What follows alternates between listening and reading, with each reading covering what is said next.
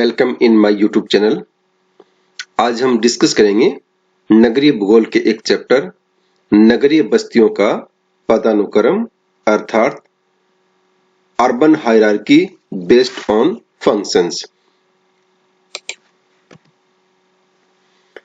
सबसे पहले हम ये देखते हैं कि पदानुक्रम से हमारा क्या अर्थ है।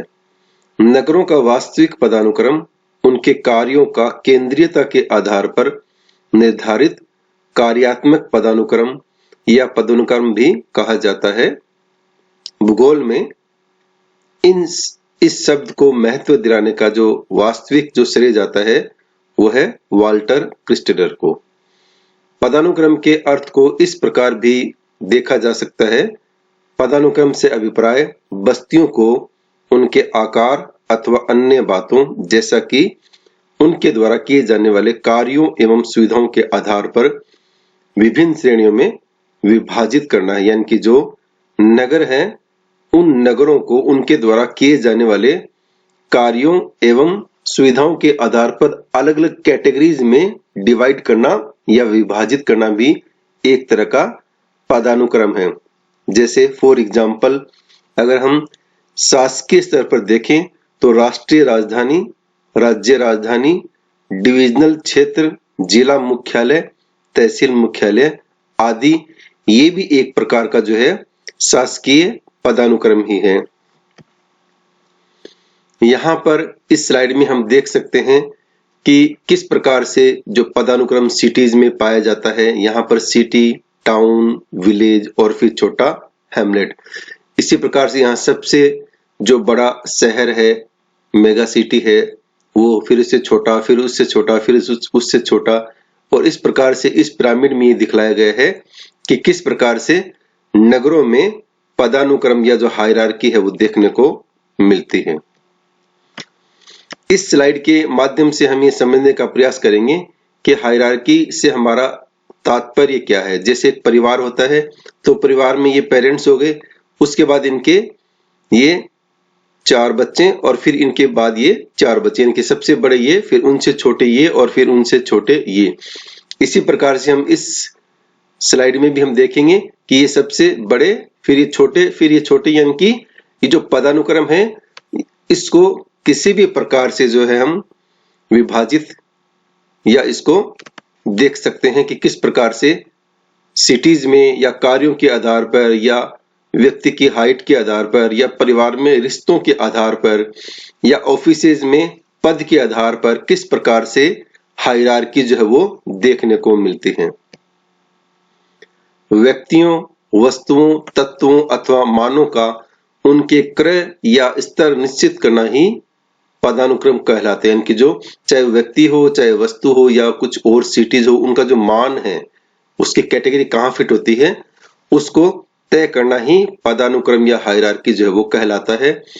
नगरीय भूगोल में बस्तियों के क्रम को समझने के लिए पदानुक्रम संकल्पना का प्रयोग किया जाता रहा। यानी यहाँ पर बस्तियों से अभिप्राय हमारा है जो सिटी है या कस्बा है, उनका भी एक क्रम होता है कि कौन सा छोटा है, कौन सा बड़ा है। इसको भी हमने देखा कि उसको प्रशासनिक स्तर पर भी उसका क्रम डिसाइड कर सकते हैं, जनसंख्या के आधार पर भी उसका क्रम डिसाइड कर सकते हैं, उसके क्षेत्रफल के आधार पर भी उसका जो क्रम है वो डिसाइड कर सकते हैं। नगरों का पदानुक्रम कभी कभी उनके आकार के आधार पर भी निर्धारित किया जाता है, जैसे गांव, कस्बा, नगर, महानगर इत्यादि, किंतु यह है मात्र आकार पदानुक्रम है। वर्तमान समय में इस शब्द का प्रयोग किसी तत्व का क्रम या स्तर निश्चित करने के लिए किया जाता है। कि वर्तमान में किसी भी तत्व है उसका जो क्रम है, सीनियरिटी है, उसकी सीरियल नंबर है और या उसका लेवल है, उसको निश्चित करने के लिए भी इस शब्द का प्रयोग जो है वो किया जाता है। अब हम देखते हैं पदानुक्रम का आधार कि बेस क्या है हायरार्की का। पदानुक्रम बस्तियों की जो केंद्रीयता पर आधारित है, अर्थात उस बस्ती में अर्थात उस सिटी में या कस्बे में पाए जाने वाले केंद्रीय कार्यों की संख्या एवं विशेषता से हैं। केंद्रीय कार्य वे कार्य हैं जो अपनी प्रकृति एवं स्वभाव के कारण कुछ ही बस्तियों में अर्थात सिटीज में पाए जाते हैं। यानी कि पदानुक्रम का जो आधार है वो सबसे मुख्य है कि उस सिटीज में पाए जाने वाले कौन कौन से कार्य हैं। ये केंद्रीय कार्य सभी बस्तियों में एक से अनुपात में नहीं पाए जाते हैं और न सभी बस्तियां एक से स्तर के कार्य ही करती हैं। नगरीय बस्तियों द्वारा दो प्रकार के कार्य किए जाते हैं। यानी कि ये जो कार्य हैं या जो सेवाएं हैं ये सभी कस्बों में या सभी सिटीज में एक जैसे नहीं होते हैं, कहीं कम होते हैं, कहीं ज्यादा होते हैं और इसी आधार पर इन कार्यों को दो प्रकार से जो है विभाजित किया गया है। पहला है प्रादेशिक महत्व के कार्य जिसको बेसिक एक्टिविटीज के नाम से जाना जाता है और ये वे कार्य हैं जो नगर को उसके बाहरी क्षेत्र से जोड़ते हैं तथा उसके स्थायित्व पर प्रभाव डालते हैं। इनकी ऐसे कार्य जो नगर अपने आसपास के क्षेत्रों के लिए करते हैं उनको आमतौर पे इस श्रेणी में रखा जाता है। ये कार्य प्राय औद्योगिक प्रकृति के होते हैं लेकिन इसमें नगर के व्यापारिक, वित्तीय, प्रशासकीय, मनोरंजन एवं शैक्षणिक कार्य भी शामिल होते हैं। यानी कि औद्योगिक कार्यों के अलावा जो नगर के व्यापारिक है, एडमिनिस्ट्रेटिव है, मनोरंजन है, एजुकेशन है, इनको भी इसके अंतर्गत जो है वो शामिल किया जाता है। नगर को प्राप्त आय के आधार पर इन कार्यों को भी पुनः दो उपवर्गों में बांटा गया है। पहला है इन कार्यों का विस्तार, जैसे नगर के औद्योगिक माल की समीपवर्ती व दूरवर्ती क्षेत्र में सप्लाई, यानी कि जो नगर का उत्पादित माल है वो कितनी दूरी तक जो है उसकी सप्लाई हो रही है। दूसरा अन्य कार्य, और इसके अंतर्गत ऐसे कार्य शामिल किए जाते हैं जो केवल समीपवर्ती चारों ओर के प्रदेश के लोगों को ही आकर्षित करते हैं।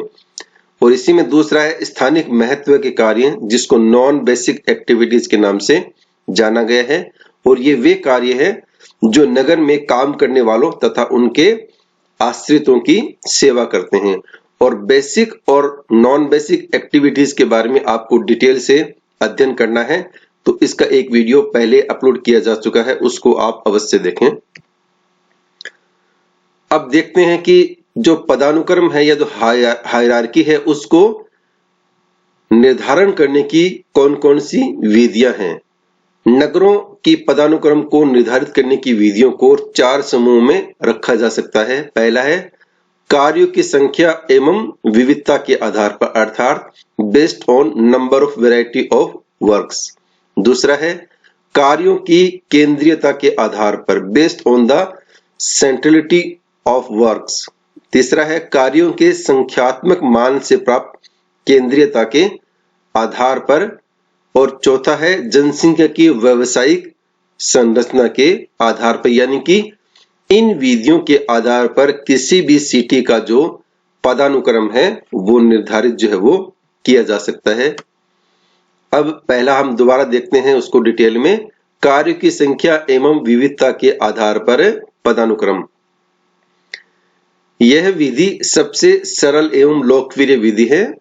पदानुक्रम निर्धारित करने के लिए नगरों में मिलने वाली समस्त सुविधाएं एवं सेवाओं की गणना की जाती है। यानी कि उस कस्बे में कौन कौन सी सुविधाएं और सेवाएं जो है वो मिल रही हैं उसकी गणना की जाती है, उसका टेबुलेशन किया जाता है। सबसे अधिक कार्य व सबसे ऊंची विशेषता रखने वाली बस्ती या सिटी को सबसे ऊंचा पद दिया जाता है। यानी कि मान लो आप किसी जिले का या किसी स्टेट का इस तरह का अध्ययन कर रहे हैं तो उसमें जब हमने सुविधाओं और सेवाओं की जो गणना की, उनका टेबुलेशन किया, तो सबसे ज्यादा जिस कस्बे में सुविधाएं और सेवाएं दी जाती है उसको सबसे ऊंची कैटेगरी में या सबसे टॉप के ऊपर उसको रखा जाता है। इस आधार पर डॉक्टर R.L. सिंह ने बनारस के प्रभाव क्षेत्र की बस्तियों को उनके आकार व कार्यों के आधार पर चार वर्गों में बांटा है: नगर, उपनगर, बड़े कस्बे, छोटे कस्बे। इस प्रकार कार्यों के स्तर व उनके सापेक्षिक महत्व के आधार पर बस्तियों के पदानुक्रम का जो निर्धारण है वो किया जाता है। यानी कि इसके अंतर्गत नगर या कस्बा कौन कौन सी सेवाएं जो है वो प्रदान कर रहा है और कितनी सेवाएं प्रदान कर रहा है उसके आधार पर उनका जो लेवल है कस्बों का, सिटीज का, वो डिसाइड जो है वो किया जाता है। इसी में दूसरी विधि है कार्यों की केंद्रीयता के आधार पर नगरों का पदानुक्रम। यहाँ केंद्रीयता से तात्पर्य है कि नगरों में पाए जाने वाले केंद्रीय कार्य कौन कौन से हैं। यह विधि केंद्र व उसके सहायक प्रदेश के बीच संबंधों के प्रभाव पर आधारित, यानी कि जो नगर में पाए जाने वाले केंद्रीय कार्य और उसके आसपास को क्षेत्र जो है उसके बीच में किस प्रकार का संबंध पाया जाता है, उसके आधार पर यह विधि जो है वो आधारित है। इन केंद्रीय कार्यों को रखने वाली बस्तियों को केंद्रीय स्थान की संज्ञा जो है वो दी गई, यानी कि ऐसे केंद्रीय कार्य जो सिटी रखता है उसको, उस बस्ती को जो है केंद्रीय स्थान की जो संज्ञा या उनका नाम जो है वो दिया गया है, क्योंकि केंद्रीय कार्य विभिन्न स्तर पर जो है वो मिल सकते हैं। इसलिए केंद्रीय स्थान विभिन्न श्रेणियां रखने वाले होंगे, क्योंकि सभी केंद्रीय स्थानों का महत्व एक जैसा जो है वो नहीं होगा। यानी कि बहुत सारे कस्बे हैं, उसमें जो केंद्रीयता की जो सेवाएं या सर्विसें रखने वाले जो कस्बे हैं वो अलग अलग प्रकार से होंगे, एक जैसी कैटेगरी में वो सब नहीं होंगे। इसलिए उनकी जो कैटेगरी है वो भी एक जैसी जो है वो डिसाइड नहीं होगी। कार्यों की केंद्रीयता के साथ साथ इस विधि में विभिन्न विद्वानों ने केंद्रीय बस्तियों के आकार, उनके प्रभाव क्षेत्र तथा परस्पर दूरियों को भी ध्यान में रखा। यानी कि कार्यों की जो केंद्रीयता है उसको निकालने के साथ साथ इस विधि में जो ये भी ध्यान में रखा गया है कि नगरों का साइज क्या है, उनका जो प्रभाव क्षेत्र और आपस में दूरी क्या है, उन बातों का भी इस विधि में ध्यान जो है वो रखा गया है। इसी प्रकार से तीसरी विधि है कार्यों के संख्यात्मक मान से प्राप्त केंद्रीयता सूचकांक के आधार पर नगरों का पदानुक्रम, यानी कि यह विधि प्रथम विधि का ही एक विकसित रूप है। इसमें भी बस्ती या केंद्रीय स्थान पर अपने समीपवर्ती प्रदेश को दी जाने वाले सेवाओं व कार्यों की गणना की जाती है। यानी कि जिस प्रकार से प्रथम विधि में कौन कौन सी सेवाएं और कार्य जो है वो नगर करता है अपने आसपास के क्षेत्र के लिए, उसी प्रकार की गणना इस विधि में भी जो है वो की जाती है। इस प्रदेश में स्थित सभी बस्तियों में पाए जाने वाले कार्यों की संख्या व उनके स्तर को नोट किया जाता है, यानी कि उस स्टेट में कौन कौन सी ऐसे टाउन है, सिटीज है, कस्बे हैं जिनमें किस प्रकार के कार्य किए जाते हैं, उनका जो टेबुलेशन जो है वो किया जाता है तथा उनको उनके सापेक्षिक महत्व अथवा उपलब्धता के आधार पर अंकमान प्रदान जो है वो किया जाता है और उसके आधार पर उसकी जो हायरार्की है वो डिसाइड की जाती है। सापेक्षिक महत्व से तात्पर्य यह है कि ऊंचे स्तर का कार्य अधिक अंकमान और निम्न स्तर का कार्य कम अंकमान प्राप्त करेगा, यानी कि जिस कस्बे में कार्यों की संख्या या ऊंचे स्तर का होगा उसको वेटेज ज्यादा मिलेगा और जो कम स्तर के या कम सर्विसेज मिलेगी उसको जो वेटेज जो है वो कम मिलेगा। ओम प्रकाश सिंह, डीसी पांडे व पीसी तिवारी ने इस क्षेत्र में महत्वपूर्ण कार्य जो है वो किए हैं। इसी प्रकार से जो चौथी विधि है जनसंख्या की व्यवसायिक संरचना के आधार पर नगरों का पदानुक्रम, यानी कि जो ऑक्यूपेशन है उसके आधार पर किस प्रकार से नगरों का जो पदानुक्रम या हायरार्की जो है वो डिसाइड की जाती है। केंद्रीयता को निर्धारित करने के लिए कुछ विद्वानों ने जनसंख्या की व्यवसायिक संरचना को महत्वपूर्ण आधार माना है कि किस किस व्यवसाय में जो है कितने कितने व्यक्ति लगे हुए हैं, उसके आधार पर भी हायरार्की जो है वो डिसाइड की जाती है। इसी क्रम में क्रिस्टरेल ने भी नए सूत्र का प्रतिपादन करते हुए फुटकर व्यापार यानी कि जो खुदरा व्यापार है उसमें लगे व्यक्तियों की केंद्रीयता को निर्धारित करने के में आधार जो है वो माना है। इसी प्रकार सेविन गॉर्डलुंड ने स्वीडन के नगरों का अध्ययन करते हुए नगरों की जनसंख्या तथा नगर में फुटकर व्यापार तथा अन्य सेवाओं में लगे लोगों की संख्या को अपने अध्ययन का जो आधार जो है वो माना, यानी कि जो व्यवसायिक संरचना में आमतौर पर जो खुदरा व्यापार में लगे हुए व्यवसायिक है उसके आधार पर जो है उनकी गणना करके और कस्बों की जो हायरार्की है उसको ज्ञात करने की कोशिश जो है वो की जाती है। नगरीय पदानुक्रम के निर्धारण के अब तक के 4 विधियां जो है वो विकसित हुई हैं, जिन्हें कार्यों की संख्या तथा विविध कार्यों के केंद्रीय तथा कार्यों के संख्यात्मक मान और जनसंख्या की व्यवसायिक संरचना के आधार पर अध्ययन करने वाली विधियां माना जाता है। इनकी जो पदानुक्रम है उसको निर्धारित करने की मुख्य तौर से 4 विधियां हैं, जिनकी चर्चा अभी हमने की है। और उन विधियों में विशेषकर जो है किस प्रकार से वहां की जो व्यवसायिक संरचना है वो देखने को मिलती है, उसका निर्धारण जो है वो किया जाता है। इन सभी विधियों में जो आंकड़े हैं, डाटा तथा सांख्यिकी विधियों का प्रयोग किया जाता है। इनकी ये भी जो भी विधियां हैं, इसमें उन कस्बों सिटीज के डाटा लेके और अलग अलग प्रकार से जो स्टैटिस्टिकल विधियां हैं, सांख्यिकी विधियां हैं, उनका प्रयोग करके हायरार्की को जो है वो निकाला जाता है।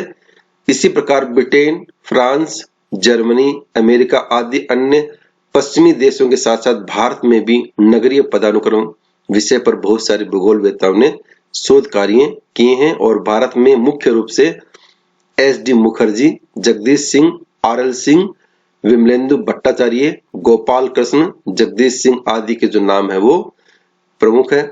इसी के साथ में ये टॉपिक यहीं पर समाप्त होता है।